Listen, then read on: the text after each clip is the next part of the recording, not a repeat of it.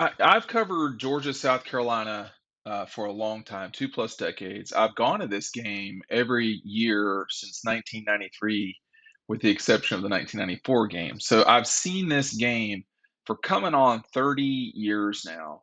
And I have to tell you, I've never seen these two programs further apart.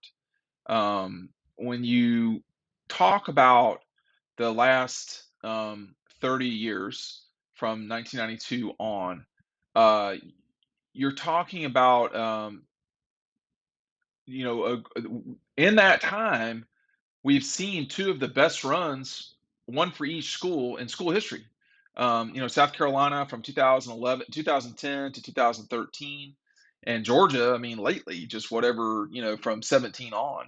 Not that 2002 to 2007 was so bad for Georgia, but in the early 90s, this game became much more heated than it ever had been. If you don't know a lot about Georgia's history with South Carolina, the Dogs lead the series. It's extremely lopsided, 53 to 19. But six of those wins for South Carolina have come since 2007. So in this century, South Carolina has won the game, if I'm not mistaken, one, two, three, four, five, six, seven, 8 times. So they've held their own, even though they've not had the better team, um, not had the better program this century. And for decades, Georgia would play South Carolina, and Carolina would maybe win a game or two here and there.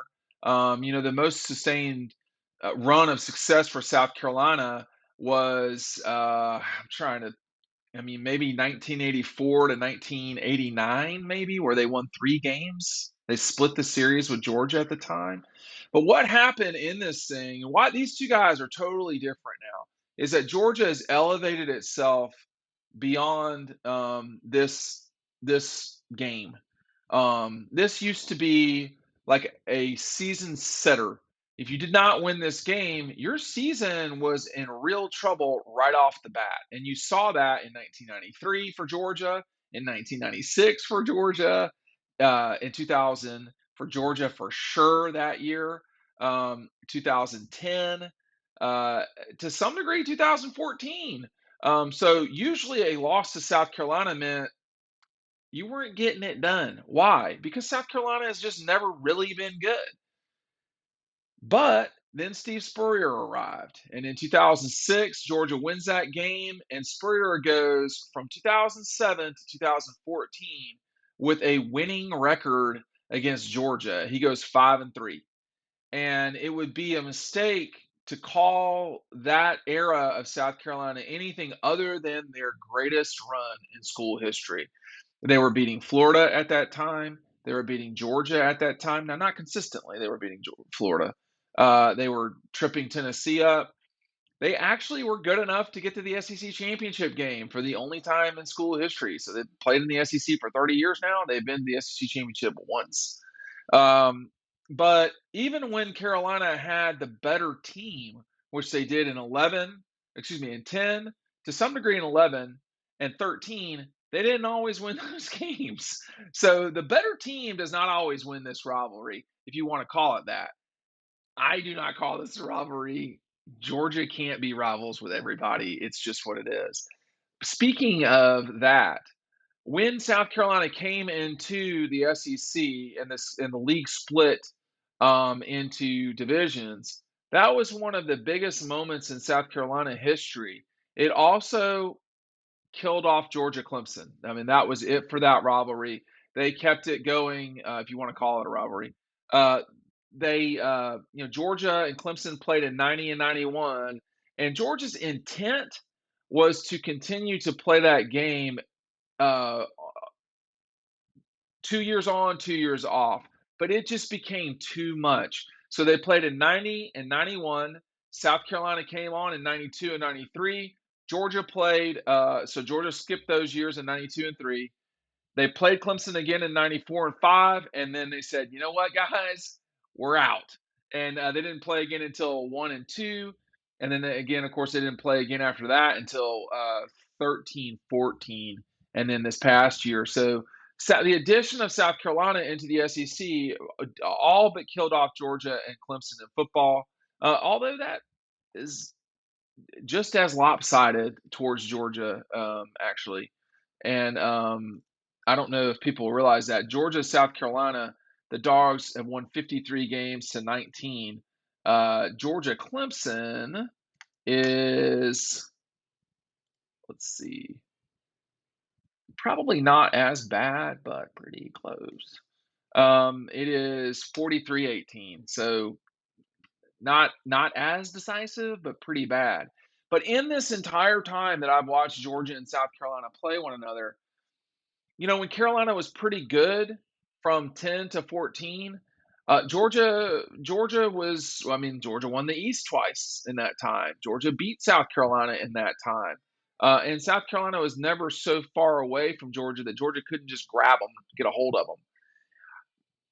In the 90s, both these teams were just not that great. I mean, 92 and 97 were really pretty good years for Georgia. 98 was not a bad year. The 90s kind of get run on a little bit for Georgia fans, then maybe they really remember it. It wasn't that bad. They just couldn't beat Florida or Tennessee. But they owned Georgia Tech and they held their own to some degree against Auburn in the 90s. But 91, Georgia was a 9-win team, 10-win team in 92. Just going off memory. 97, they were a top 10 team, 10-win team. 98, 9-win team. They had one losing season, I think, in the 90s. You compare that to, we were talking about Clemson, South Carolina. Those teams had really bad 90s. But in the 2000s, with the addition of Lou Holtz, South Carolina got better, but it never really threatened to get past Georgia. And of course, in 2002, when Mark Richt came over from Florida State, that rivalry, if you're going to call it that, it was always an early game season or early season game. It was a pivotal fight. You could not lose to South Carolina and legitimately expect to go on to win the East. Georgia lost to them in 01. They lost to them in 2007. Neither of those times did they go on to play for the SEC championship. They had to save themselves in 2002. Pretty decisive win in 2003. David Green saved their bacon in 2004. 2005, DJ saved them. And we're talking about some tight games at times. 2006 was 18-0, not a big deal game. 2007, South Carolina upset Georgia, and it cost them a chance to win the national championship, frankly. 2008, 14-7, Georgia had to narrowly escape Columbia.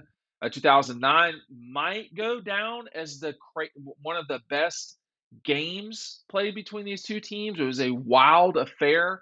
South Carolina, in many ways, outplayed Georgia, but the Dogs won with a goal line stand or red zone stand, whatever it was, with Rennie Curran. 2010, South Carolina kind of with a routine victory. 2011, exactly what happened in 2009 happened in the total opposite. South Carolina scored 3 non-offensive touchdowns and won the game 45-42. Georgia was certainly the better team that day and lost. 2012, one of the biggest moments in South Carolina history, beating Georgia 35-7 in Columbia, a matchup of top 10 teams, which it's been very rare to see that between these. That might be the only ones we've ever seen.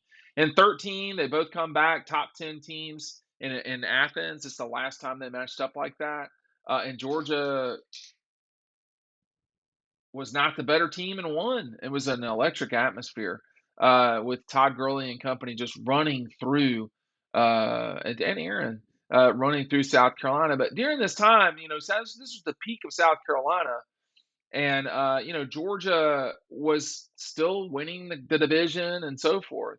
And after the 14 season, really one of the saddest moments, if you want to call it that, was in 15 when Georgia, I can't remember the final score, but Georgia scored 50 something points. Steve Spurrier walked off the field with his hands over his head. He looked like he was in fear when he was leaving Sanford in the corner of the student section. Nobody was throwing anything, and I was taking photos of him as he walked off.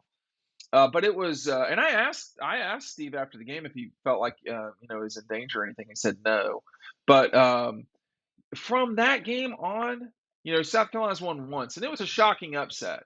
But the two teams have gone in just totally different directions since 2016. Steve leaves in 15.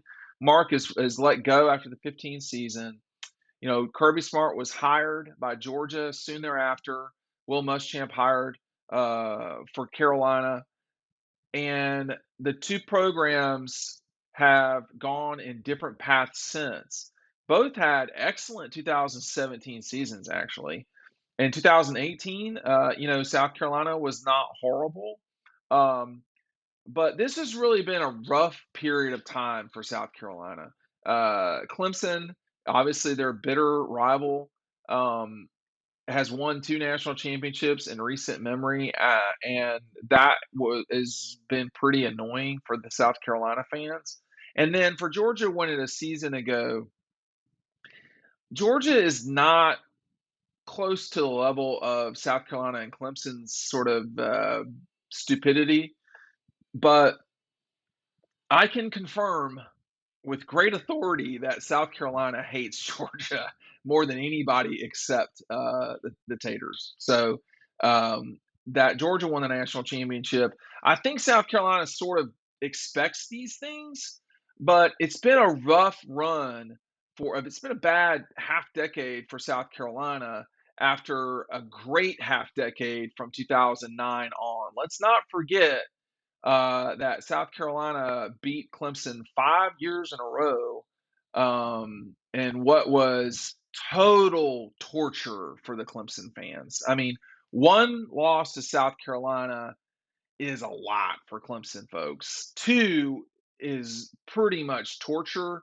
I remember well how bad the knives were out for Dabo Sweeney after the fourth and fifth losses to South Carolina, and those were matchups of ranked teams. In many cases, they were top 15 teams, and South Carolina beat them by double digits. I think it was 5 years in a row, but it was every time both teams were ranked, and that was tough to get through for the South Carolina faithful, actually for the Clemson faithful. But I guess if you were to tell them, "Hey, look, you got a half a decade of getting smoked by Clemson, by Carolina, but you're going to get to, your greatest 5-year run in school history. Will you take it?" I think, man, they might not take it. I don't know. At that moment, I don't think they would have, man. That they were tortured.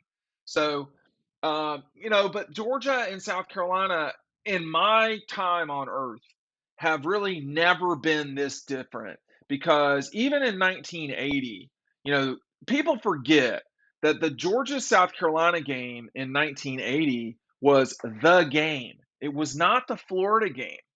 ABC was live in Georgia. It was George Rogers against Herschel Walker in like a colossal matchup for the ages. And Georgia snuck that thing out of there and won, I think it was 13-10. It was on ABC. That was supposed to be the game that catapulted Georgia onto a national championship run. They just didn't realize it was a week later that Lindsey Scott would appear and run to the ages. Let me tell you, a magical moment for the Georgia Bulldogs. But it was Georgia, South Carolina. So even in 1980, 81, 82, you know, right now with Carolina, the way they're situated, I've never seen the two programs this far apart. And because when South Carolina's been bad, Georgia's kind of helped them out by being bad at times in the late, in the mid 90s, kind of goofing around in 2000, in 94, 95, and 96. Whew, 96. That was a bad loss for Georgia. Mike Bobo, Robert Edwards. Woo, that was a rough one. But anyway, I just want to talk about that for a little bit because these two programs have, in my mind, have never really been any further apart.